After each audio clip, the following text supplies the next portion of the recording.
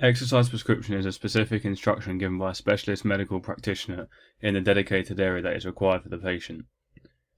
The prescription will assist the patient in directly improving their original problem or weakness that they went to the medical practitioner with in the first place. An example of exercise prescription is if a client has a high resting heart rate, then the specialist may recommend that they begin doing some sort of cardiovascular exercise. The specialist will provide the client with lots of information in terms of what intensity they should work at, the duration of the activities, how frequent the activities should be done, and what type of exercises should be done for them as individuals. There are two types of contraindications when revolving around the exercise prescription. These are absolute contraindications and relative contraindications. Firstly, absolute contraindications are limitations where under no circumstance should the client participate in any physical exercise at all. An example of an absolute contraindication is if the client has a serious potentially terminal illness where taking part in any form of exercise could cause their illness to become progressively worse at a faster rate. On the other hand, a relative contraindication is a limitation that is specific to the client and their needs where they can perform physical exercise but under supervision, with care being taken when participating to ensure any further damage is prevented. And an example of this is suffering from an abnormal blood pressure reading. Then the client should, if they have this, then the client should be careful on what exercise they do and for how long, etc. The first one of the relative contraindications for children when participating in activity is if they pick up an injury which may prevent them from taking part in exercise for a period of time, or at least prevent them from doing certain activities for a period of time. This has the potential to have psychological difficulties for the child. However, it shouldn't impact them as much as other specific groups of people. This is partially since their understanding isn't as high as others, as well as the fact that younger people recover and heal from injuries at a faster rate. The next contraindication is a lack of energy. Whilst this may not seem too hindering, for children it is a big factor because their energy stores are generally smaller and lower than adults, meaning they will find it a lot more difficult to participate in exercise when they are fatigued from things like school. The final main relative contraindication to children taking part in physical activity is if they are ill.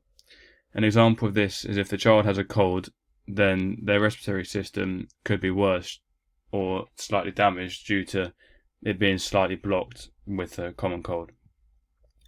The exercise prescription for children is basic in the way that any exercise will benefit them in several ways, apart from doing too much resistance and high impact training. This is because their bones and muscles are not fully developed yet, meaning that it can damage them or stunt their growth, which could lead to growth plate injuries such as growth-related injuries such as osgood-Schlatter's. Therefore, the focus should be on the physical fundamentals such as agility, balance, and coordination. To work on these three components, I would recommend that they do a session that includes exercise on all of these. To work on the agility, they will use an agility ladder and run through it as fast as they can 5 times, and then do 2 touches in each square of the ladder when running through it 5 times. This should be done at 70 to 80% of their maximum heart rate, as it is quite a high intensity exercise. Next, to improve the balance of the child, the next part of the session is also going to improve the agility. However, they will start on one side of the ladder and hop into the first square with one of the legs, and then out the other side of the square with the same leg, back into the next square and out the other side, etc., until they get to the end. This will be done 3 times in each leg, so at 70% of their maximum heart rate. As well as working on their balance, this will help strengthen and stabilize their ankle and knee joints, which is going to help them prevent getting any further growth plate injuries. The final exercise of this session is going to be standing on one leg and throwing a tennis ball against the wall and catching it, which will improve their hand-eye coordination as well as their balance. This should be done for 30 seconds on one leg and then 30 seconds on the other leg 3 times, and as it is a low intensity exercise, it can be done around 50 to 60% of their maximum heart rate. This whole session should be done 2 to 3 times a week because it is going to be crucial in improving the fundamentals of exercise for children with the agility, balance, coordination, which is then going to help them when they get older to develop other components of fitness such as power, speed, and strength at a faster rate than usual. The next group of people is obese people. There are a few key relative contraindications that obese people are more susceptible to, the first of which is being coronary heart disease. This is where the arteries are narrowed by the build-up of fatty acids, which could lead to problems breathing. The next contraindication for obese people is high blood pressure, which can make the heart work harder than it should be, which in severe cases can lead to strokes and heart attacks. Another contraindication is respiratory difficulties. This is going to make the client struggle with exercise because anything of a too higher intensity will put them at high risk of a heart attack due to the arteries being clogged up with the fatty acids. The final relative contraindication, the final common relative contraindication is osteoarthritis. This has an impact on the client because their bones may be weak and therefore get affected by weight-bearing exercise more than the average person, which means that they shouldn't do any high impact training, or at least not much of it, because of this reasoning, where their bones are weaker from holding more weight than they should be, meaning that it will damage their bones if they did too much high impact training because of the force that's being generated, of the force that will come down on the joints. With these relative contraindications in mind, the various sessions I recommend include primarily cardiovascular exercises using interval training and continuous training. Therefore, I'd recommend combining both continuous and interval training. The first session is jogging, either on a treadmill or outside, for 20 to 30 minutes to begin with, and it should be done at 70 to 80% of the maximum heart rate in order to get the most efficient training possible for the client.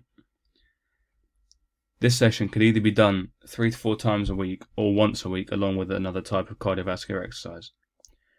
The alternative session that could even be combined with the jogging session is cycling. This should also be done for 20 to 30 minutes and at 70 to 80% of their maximum heart rate. Cycling is a very good activity for obese clients to do because this will help deal with or prevent osteoarthritis as it is non-weight bearing. Again, this should be done either once a week as a part of rotation of exercises, otherwise it should be done 3 to 4 times a week if it's being done individually. The final session I would recommend is a swimming-based interval session where the client should be working at 70 to 80% of their maximum heart rate and do 50 meters of swimming and then have a 90-second rest before doing another 50 meters of swimming and then another 90 seconds of rest.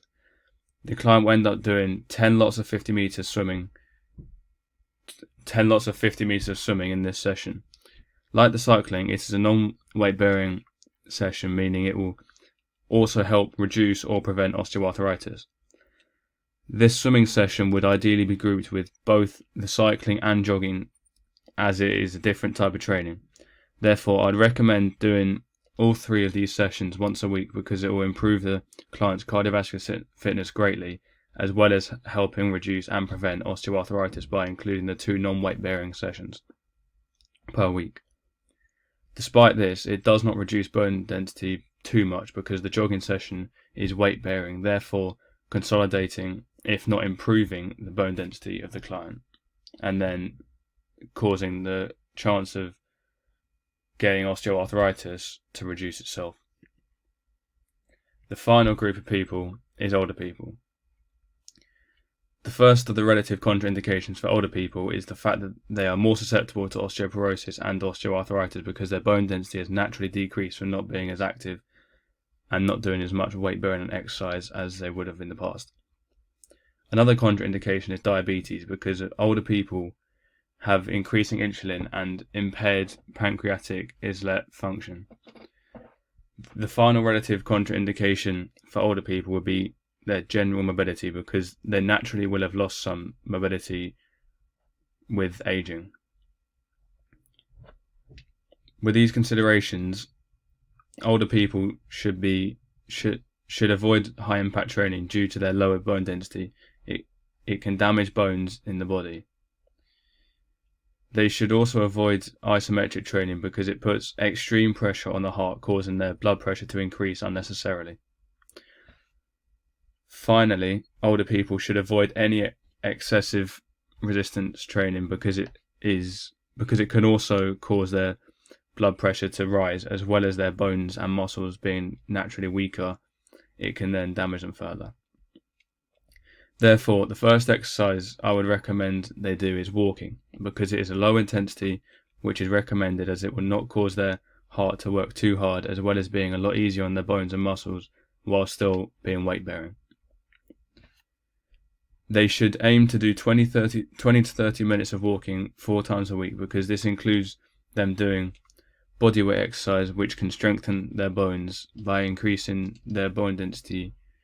This should be done at 60-70% of their maximum heart rate, as it is a light exercise. Another session I would recommend is cycling, which can also be done on a gym bike or a static bike if needed, because it's non-weight bearing, meaning that they will find it easier to go for longer, hence why I recommend doing it for 30 minutes once or twice a week at 60-70% of the maximum heart rate. The final session I would recommend for older people is a Zumba class. This is because it is sometimes weight bearing. It is weight bearing and occasionally includes light weights, meaning that it can improve their muscular strength on top of their bone density. This should be done at 70% of their maximum heart rate, because it is slightly more intense than walking in this light cycling. However, they should not push themselves too hard to make sure their heart rate and blood pressure doesn't increase too much and be put under too much stress. This session should only be done once a week for 30 to 60 minutes, depending on how they feel and what their capability is. I wouldn't recommend doing every single one of these sessions every week for as many times as stated, because it may not be sustainable for the client. Therefore, if the client was to do all the sessions in a week, I would recommend doing the Zumba class once a week, because it is weight bearing, as well as includes some light weights, meaning that they can improve their muscular strength and their bone density, as well as other components of fitness. And then they should do the cycling once a week as well. This is because it's non-weight bearing, meaning that their bones will get a rest, meaning they won't be putting under too much stress, and it is also going to improve their cardiovascular fitness. And I also recommend doing the walking like minimum of 4 times per week, depending on their capability again and how they feel. This is because with these 3 different sessions or exercise as I put together, they're going to improve their bone density and their cardiovascular fitness, as well as making sure they don't work too hard and don't push themselves too hard, so that make sure that their blood pressure stays low where possible and normal.